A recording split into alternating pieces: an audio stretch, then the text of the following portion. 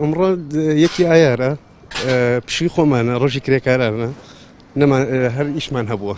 معدل ئیشمان هەیە چونکە یەک ڕۆژ بۆ ئێمە زۆرە کرێکار ڕۆژی 25,000 بۆ بگەڕێتەوە کەم نیە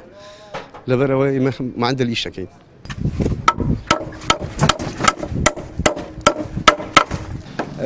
گلەیمان زۆرە لە حکومەت لە ئیشەکانە یعنی بەعزە شتێک هەیە بیسە بچووکترین شت ئێمە دار و تەختەیەکمان هەیە خەریکی ئیشی دار و تەختەکەین ئیسە گەڵا بەرزە بێجگە گەڵا بەرزە شت تقریبا هەموو مەترێکی مکعب تەختە $50 چۆتە سەری بەس ئێمە سەعری خۆمان هەروەکو خۆیەتی کرێکاریش هەروەکو خۆیەتی هیچیش بەرز نەبووەتەوە.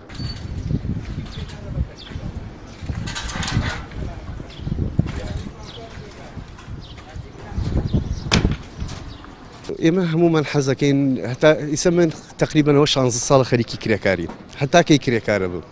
هیچمان نییە نە زمانێکی اجتیماعیمان هەیە نە زمانێکی ئەوەیە کە حکومەت لاو لێ بکاتەوە بزانێت چەند ساڵە ئیشەکەین ئێمە قەیچێکە بە وەکو کرێکارێک کە هەوێکی بۆ دەرەکەن حکومەت ئاگای لێ بێت بە هەموو 20 ساڵە سوور ئەزانێ ئەمە 20 ساڵە هەوێی هەیە 20 ساڵە ئیشەکە خانە نشینی کە معاشێکی محدودێکی بۆ دانێ با لە ماڵە دانیشە هەتا کەی کرێکار بێ هەمان هەیە بە ڕۆژووە ئێمە تقریبان سیانمان بە ڕۆژوو نین بەس چوارمان بە ڕۆژووە ئێمە حەون ستافێکین 7 نەفەرین تیامانە بە ڕۆژووە هەتا سعات 12 ئیشەکە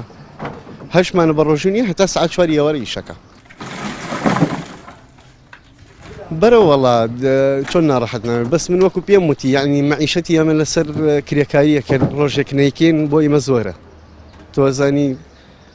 نەبایعی باش ئەدەن هەیە کرێچیە هەیە بە کرێکاریش با بزانی یعنی وا هەموو ڕۆژێ ئەگەر هەموو ڕۆژێ ئیشکا 25,000 ئینجا 750 ئێمە جاری وایە جمعانیش ناکەین جاری وایە ئیشمان نییە ئەوە سین هەفتەیەک لە سەیاسە حەزەکەین هەموو شتێکمان بۆ بکە حکومەت بەس کووە هەتا ئیسە من هیچم نەبینیوە